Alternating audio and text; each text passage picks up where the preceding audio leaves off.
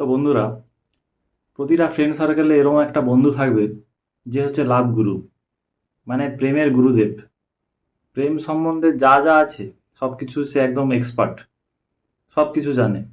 মানে প্রেমের বিষয়ে পিএইচডি করেছে। পড়াশোনায় করতে পারেনি, কারণ প্রেম নিয়ে ব্যস্ত থাকলে পড়াশুনো কী করে করবে। এরা সবাইকে জ্ঞান দেবে, মানে প্রেম সম্বন্ধে যত রকমের উপদেশ আছে এদের কাছ থেকে তুমি পেয়ে যাবে। হয়তো ক্লাসের কোনো একটা বন্ধু প্রেম করতে পারছে না, বা কাউকে গিয়ে কোনো মেয়েকে বলতে পারছে না, এ তাকে উপদেশ দেবে, তুই এইটা পাচ্ছিস না। হুম, এক সময় কতগুলো পটিয়েছি। আর যারা এদের কথা মানে, মেনে মেয়েদেরকে প্রপোজ করতে যায়, তারা সত্যি সত্যি থাপ্পড় খেয়েই আসে।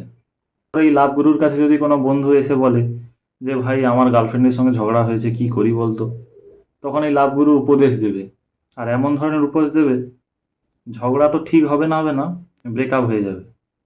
এই লাভ গুরুকে যদি কোনো বন্ধু এসে বলে যে ভাই আমি কোনো মেয়ে পটাতে পারছি না, তখন ও এমনভাবে বলবে, মেয়ে পড়াতে পারছিস না, ছি ছি ছি, আমাকে দেখ, 10টা পটিয়ে বসে আছি।